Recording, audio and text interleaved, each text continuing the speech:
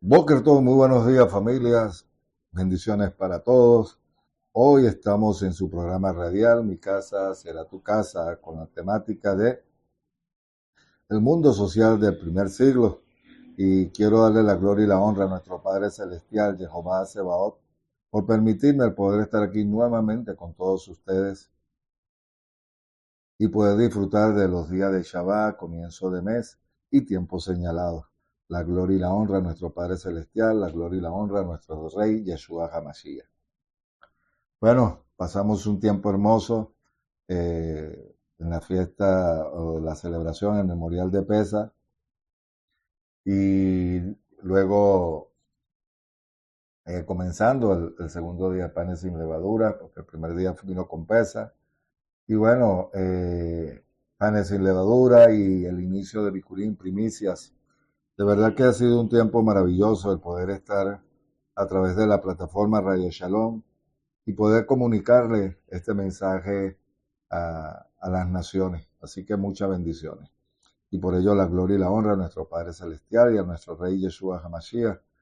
Quiero enviar un saludo fraterno a nuestros mentores de la Kehilá de Yehoshua, como los mentores, nuestros Morín Morales, el Moriaro Morales y su esposa, la Mora Aracelis. También al cuerpo de Morín de la Kehilá de Yehoshua, que también hace su aporte, su granito de arena. Y nuestra Jot Blanca Rodríguez, que es la persona que está encargada del Ministerio de Oración y Ayuno. Recuerden que estamos en las redes sociales, estamos en WhatsApp, Telegram, Facebook y el canal de YouTube de la Kehilá de Yehoshua. Y estamos en Internet con el nombre de Congregación El Yo Soy. Usted puede disfrutar de los beneficios que ofrece la Kehilá de Yehoshua. Bien, vamos a darle la gloria al Padre y decimos, Shema Israel, Jehová Eloheinu, Jehová Echad, Baruch Shem Kevod Malchuto Leolam Vaed. Escucha Israel a Jehová tu Dios. Jehová es primero y bendito sea su nombre de su glorioso reino desde ahora y para siempre. Amén y amén. Bueno, nos quedamos la semana pasada, lo que era saber lo que es el honor y la vergüenza, lo que es la parte familiar, la parte grupal, y ahorita vamos a ver lo que es bienes limitados y estructura del mundo social. Antes de acabar con este capítulo, podemos considerar que la estructura general del mundo social que experimentaban los extranjeros que estudiaban el leer el Brigada Shah, la percepción de los bienes limitados que conduce a la percepción de la casualidad personal. El contrato diádico era un medio importante del que disponía la gente para abrirse el camino en el mundo en que todas las cosas eran importantes en la vida, eran determinadas y causadas por las personas. Este mundo de personas que está formado por una serie de grados que incluían personas, de hecho, la realidad toda, al cosmos y a Dios en la cumbre, es decir, a Jehová en la cumbre, en el monte, como siempre hemos lo dicho, dado el evidente principio de que perjudicar o ayudar a una persona era algo propio de otra persona, humana o no humana. En el mundo social del Mediterráneo del siglo I, estaba habitado por personas relacionadas de manera vertical dentro del sistema limitado, cerrados horizontales de la manera siguiente. 1. Jehová en la cumbre estaba Jehová el Creador, a quien el mundo mediterráneo conocía como el Altísimo. Eso lo podemos ver en Lucas capítulo 1, en el verso 32 al 35. En el capítulo 2 también del verso 14 y en el capítulo 6, verso 35. Los semitas en general, los israelitas en particular, creían que Jehová todo era posible. Lo podemos ver en Lucas capítulo 1, el verso 37, y lo vamos a leer. Y dice, Lucas 1, el verso 37, porque de parte de Jehová ninguna cosa es imposible. Esto me dijo Miriam, en aquí la sierva del Altísimo, hágase conmigo conforme a tu palabra. Y el ángel se retiró de ella. Pero si le vemos las otras, del verso 32 al 35, dice, este será grande y será llamado Hijo del Altísimo, y el Señor Dios Jehová le dará el trono de su padre David. ¿Se da cuenta? Y dice, y reinará sobre la casa de Jacob por los siglos, y su reino no habrá fin. Entonces Miriam dijo al ángel, ¿cómo ocurrirá esto? pues no conozco a varón. Respondiendo le dijo, el Espíritu vendrá sobre ti y el poder del Altísimo te hará sombra, por la cual también lo nacido será llamado santo, hijo de Jehová, de Dios. Entonces, la élite romana era algo imposible, era algo imposible para el Creador. Todo es posible para Jehová. Miren, las élites romanas y griegas creían que Dios mismo, Jehová mismo, era limitado. No podía ser un círculo cuadrado, imagínense. Hacer que los ríos discurriesen hacia arriba o hacia atrás, obligar a los océanos a cubrir por entero a la tierra. Los dioses de Dios o arcángeles, oiga bien, los dioses o hijos de Dios o arcángeles forman una especie de burocracia celeste encargada de un segmento del cosmos o de cumplir las órdenes del Creador Jehová. Satán o Hasatán, nombre persa para designar un espía, un agente de servicio secreto, o el demonio traducido en el griego de Satán, era originalmente el agente de servicio secreto del Padre. Como en Job 1, según la gente del siglo I, este personaje negativo dirige una especie de revuelta palaciega contra el Creador. Y Satán quiere implicar también a los humanos. Eso lo podemos ver en Lucas 4, verso 6. Los seres que habitan en este nivel pueden influir en cualquier realidad o situada por debajo de ellos, pero no en Jehová. Están controlados por él.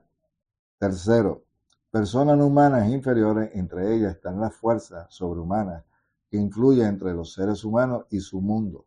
Son llamados ángeles, un servidor del cielo, originalmente un término semítico para designar a un agente de la corte celestial, un tipo de factotum celeste, espíritu, un poder del cielo, un término semítico para designar el poder sobrehumano conocido por sus efectos, o demonio.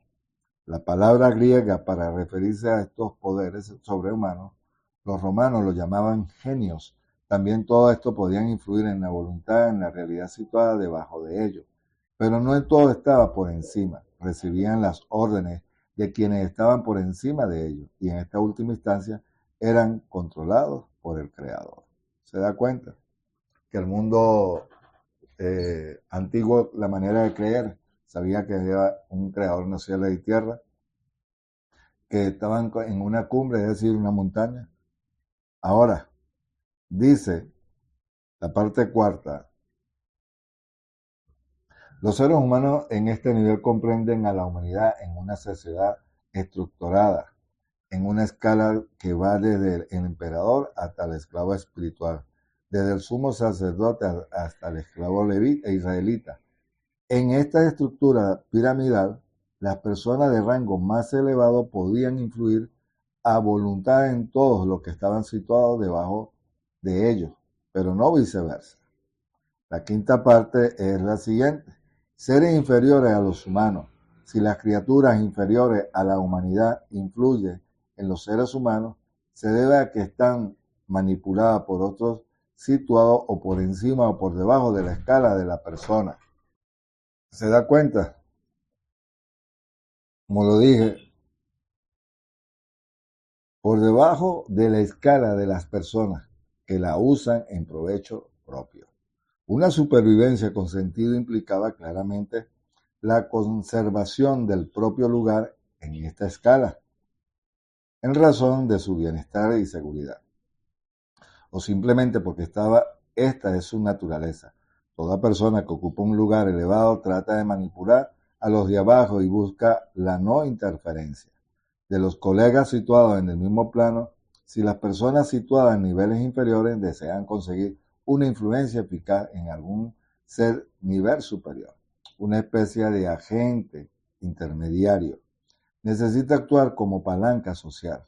Por supuesto, ese agente debe de relacionarse de algún modo o provenir la misma esfera en que el ser superior sobre el que se desea influir o de una esfera superior. Dios mismo, Jehová, que está en la cumbre de la escala del estatus, controla eficazmente a todos los demás. En resumen, el mundo mediterráneo del primer siglo podría ser descrito como una sociedad campesina, es decir, una sociedad de ciudades preindustriales rodeada de poblados sobre lo que ejercían las ciudades de control e influencia. La mayor parte de la gente vivía en pueblos, en barrios artesanos de la ciudad preindustrial. Para esta mayoría, y parece que también para la minoría elitista, la cosa más clara que tenían en la vida era que todos los bienes son limitados. Esta percepción subyace a la conducta que se creía que era necesaria para una adecuada existencia humana. La necesidad básica de seguridad en un mundo amenazador y amenazado, percibido a través de la prisma de la limitación de bienes. Ponía al descubierto las fuentes de poder y la influencia, de la riqueza y la lealtad, en las interconexiones del propio sistema cerrado y entre los miembros selectos de un grupo de iguales. La conducta desplegada en estos límites, horizontalmente considerados, implicaba obligaciones recíprocas con los propios colegas. Si lo consideramos verticalmente, tal conducta adopta la forma del sistema patrón-cliente. Tanto las relaciones entre los colegas como las relaciones entre patrón y cliente implicaban obligaciones recíprocas que podíamos denominar contratos diádicos. Es decir, hay un compromiso de la persona que tiene, digamos que, una condición económica mejor que la otra, pero que se consideraba un contrato. Ahora, personas honorables de este mundo, bienes ilimitados, eran las que sabían cómo conservar su estatus heredado. En su deseo de mantener la importancia de la propia imagen, las personas honorables sabían cómo usar a sus colegas, así como personas humanas y no humanas, poderosas, socialmente superiores, para afrontar los problemas que le planteaba la vida. Por supuesto, esto implica la necesidad de llegar a conocer los patronos, una especie de ciencia política popular. El sistema patrón-cliente entre los seres humanos se correspondía con un sistema entre los seres no humanos que controlaba la existencia humana, dado como resultado un sistema cósmico, patrón-cliente que abarcaba también a los seres humanos. De este modo, las personas honorables también sabían cómo manipular a las personas poderosas no humanas para que le ayudasen a dar la respuesta a los problemas de la vida. Esto implicaba a su vez la necesidad de conocer patronos cómicos y una especie de ciencia natural popular y personalista que acompañaba el conocimiento del creador. ¿Se da cuenta? Hay gente, miren, un solo ejemplo. Cuando iban a la guerra, usted podía ver que cuando llegaban y rodeaban a Jerusalén o a Israel, ¿qué decían los ejércitos contrarios? Porque mi Dios lo ha entregado en mis manos. Y eso es lo que está diciendo exactamente aquí. El creador de cielos y tierra, para ellos, pero que a su vez ese Dios ejercía una influencia sobre esta persona para tener dominio en un área determinada. Bueno, eso pasaba, como lo dice, en la sociedad preindustrial. Y la cosa era patrón-cliente. Y que también los patronos tienen que ver con una persona físico, también en un ámbito espiritual. Lo podemos comprobar. Ahora, la comprobación de la hipótesis.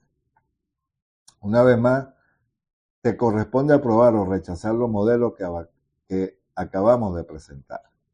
Esta vez usaremos el Evangelio de Lucas como cantera para extraer los datos que pueden dar validez o invalidar el modelo. Sin embargo, me gustaría empezar con una advertencia.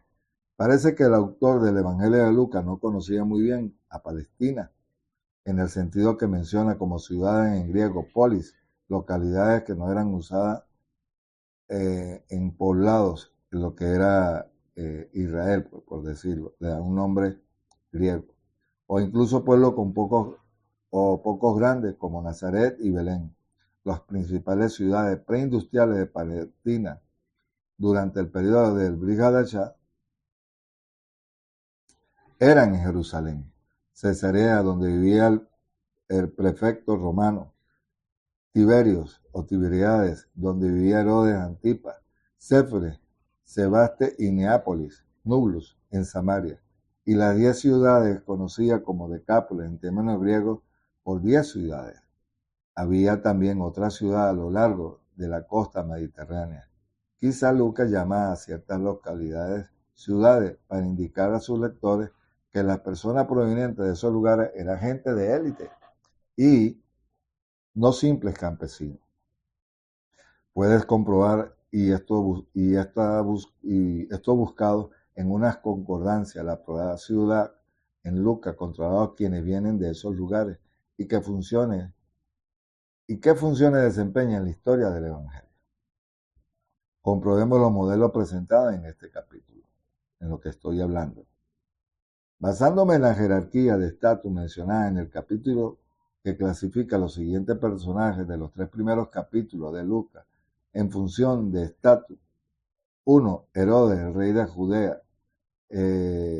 Y el capítulo en el año 37 antes de Cristo, Zacarías, sacerdote, Isabel, aronita de la familia sacerdotal, del 1 al 19:26.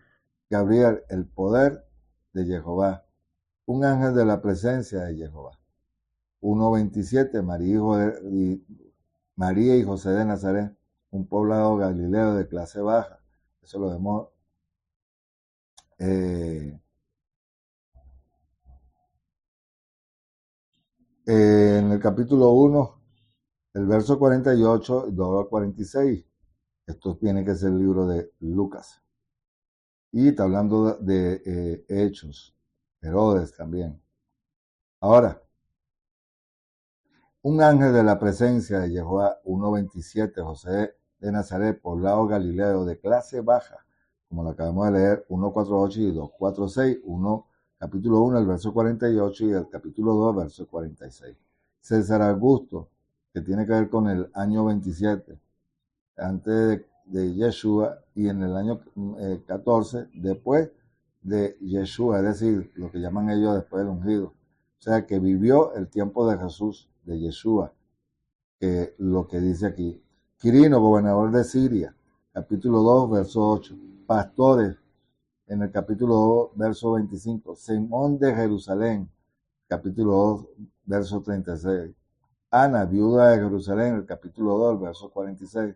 Maestra del templo en Jerusalén. Eso está capítulo 3, verso 1. Tiberio, César. Y así como podemos ver también todos esos personajes. Poncio de Pilato, gobernador de Judea, en el año 25 al 36 después del Mesías. Herodes Antipas, capítulo 4. Herodes Antipas, en el 4º año antes de Cristo y después de la muerte de Yeshua en el 39 años después. Filipo, capítulo 4. Estos dos últimos eran hijos de Herodes el Grande, mencionados, y también estaban los sumos sacerdotes Anaí y Caifás. Si tienen paciencia, pueden tratar de clasificar a todas las personas mencionadas en Lucas, que pueden deducir de tu clasificación en la referencia de interacciones sociales. En la predicación de Juan el Bautista, en el capítulo 3, versos 10 al 14, ¿qué tipo de reforma social está en juego en una revolución social? ¿Compartir los bienes con todos o simplemente ayudar a la gente a conservar su estatus original? ¿Quiénes son los ávaros en la gente mala mencionada aquí? ¿Por qué su predicación habría de ponerles una situación incómoda en el marco de una sociedad de bienes limitados? ¿Se da cuenta? Le ponían el nombre por la condición que tenía la persona. César Augusto, porque era el nombre de César. Y, por supuesto, al poner el nombre es porque están poniendo el estatus de la persona. Fíjense, Yeshua sana a la suegra de Simón en el capítulo 4, del verso 38 al 39. Explica que esto en el tiempo de Yeshua pudiese usar la barca de Simón. En el capítulo 5:3, observa que Simón tiene un contrato con el colega con Santiago y Juan en el capítulo 5, en el verso 10, según este pasaje, ¿qué tipo de deuda tienen Simón, Santiago y Yeshua con Juan por haberle ayudado en la pesca? ¿Se parece Yeshua a un patrón de busca de clientes usando un estilo diádico? Yeshua establece un vínculo diádico con Leví en el capítulo 5 del verso 27 al 30. ¿Cuál es la respuesta de Leví? Porque una comida con sus amigos indica el porqué del contrato diádico. En el pasaje, en el capítulo 6, en el verso 1 al verso 5, capítulo 6 del 1 al 5, tendrá más sentido si la ley en que se apoya Deuteronomio 23 al 24 o 25. Vamos a leer lo que dice Deuteronomio. Y vamos a buscar la cita del capítulo 6, del verso 1 al 5. Vamos a ver qué nos dice. Dice, aconteció que atravesando por unos sembrados en Shabbat, su discípulo arrancaba las espigas y regrándolas con las manos las comían. Entonces algunos de los fariseos le dijeron, ¿por qué hacéis esto? No es lícito en los días de Shabbat. Y Yeshua les respondió diciendo, ni siquiera leíste lo que hizo David cuando tuvo hambre, él y los que estaban con él. Cómo entró en la casa de Jehová y tomando los panes de la proposición, los cuales no es lícito comer sino a los sacerdotes, comió y dio también a los que estaban con él. Y Yeshua dijo, el Hijo del Hombre es Señor Adón del sábado, del Shabbat, no sábado, del Shabbat. Ahora, ¿qué dice Deuteronomio? Capítulo 23, verso 24 al 25. Dice lo siguiente, cuando entres a la viña de tu prójimo podrás comer las uvas que desees hasta saciarte, pero no las pondrás en tu cesto. Cuando entres en la mies de tu prójimo no podrás arrancar las espigas con la mano, pero no meterás la hoz en tu mies de tu prójimo. Eso tiene que ver con el día de Shabbat, que podían comer dentro de lo que si tenían necesidad, pero si la sacaban y se la llevaban estaban quebrantando el Shabbat. ¿Se da cuenta? Ahora,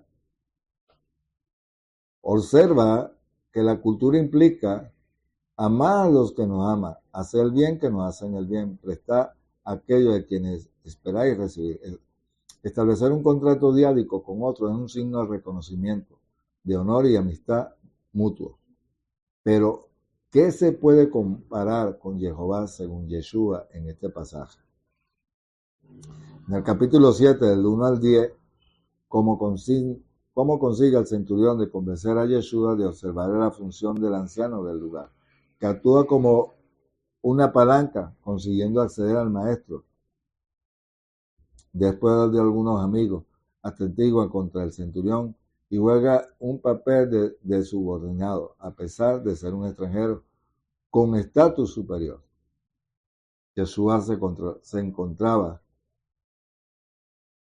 Yeshua controlaba a los malos espíritus, especialmente en el verso 21 y a lo largo del Evangelio, donde crees que habrá que situarlo en una jerarquía o escala de personas de la que hemos hablado. Al final de este capítulo lo vamos a ver. ¿Quién se opondría a situarlo por encima de la categoría de los no humanos, de los humanos? ¿Dónde seguirías tú a los malos espíritus? ¿En el mundo humano o en el subhumano? ¿A quién le creerías? Ahora, la parábola del creador, observar la relación asimétrica del grado de deuda implicando el contrato patrón-cliente. ¿Cuál es la conducta habitual en un invitado en la propia casa? A la luz del contrato patrón. Y esto es en el capítulo 7, verso del 44-46. Vamos a buscarlo. 7 del libro de Lucas. Él está hablando de el verso 41. Vamos a leerlo para poder entender. Dice, cierto creador tenía dos deudores, y uno debía 500 denarios y el otro 50. No teniendo ellos con qué pagar, perdonó a ambos, el cual de ellos pues lo amará más. Respondiendo Simón, dijo, pienso que el que perdonó más.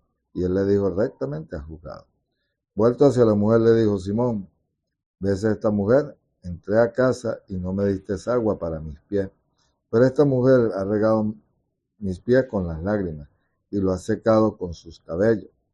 No me diste un beso, por esta desde que entré no has cesado de besar mis pies. No ungiste con mi cabeza con aceite, pero esta ungió con perfume a mis pies. Esto el, la esencia, pues lo que llaman ellos el nardo. Y ellas guardaban eso como una reliquia, porque cuando tenían cierta edad lo vendían a un precio muy alto para poder sobrevivir. Era costosísimo eso. Ahora, ¿qué vemos aquí a la luz del contrato patrón-cliente? ¿Qué significa amar a mucho? Porque Yeshua, con sus bienes a las mujeres ricas, que vemos en el capítulo 8, del 1 al 3, lo explica el contrato diádico. Vamos a ver qué dice el 8, del 1 al 3. Y dice, y aconteció poco después que caminaba con toda la ciudad y aldea proclamando y anunciando las buenas nuevas del reino, y con él iban los 12. Algunas mujeres que habían sido sanadas de espíritus malignos y enfermos, desde Miriam, a la que llaman Magdalena, de la cual había salido 7 demonios. Juana, la mujer de Chuza, mayordomo de Herodes, y Susa, y otras muchas más, le servían con sus bienes. Se da cuenta que no eran cualquier personita, pero que también servían, porque eran personas de una condición, o vamos a llamarlo una jerarquía para diferenciarlo, más no por humillarlo. Pero que ese era el movimiento del primer siglo, y está utilizando el vocabulario y el lenguaje que comúnmente la gente hablaba a la hora de hacer contrato, convenio, de esclavo a patrón o de servidor a patrón. ¿Se da cuenta? Patrón-cliente. Bueno, familia, vamos a dejar esta primera parte hasta aquí y regresamos con una segunda parte de más de Mi casa será tu casa, con la enseñanza del mundo social en el primer siglo. Para entender todo esto, patrón-cliente, honor, vergüenza, todo lo relacionado que tiene que ver con el pensamiento antiguo. Vamos por un té, un café y ya regresamos.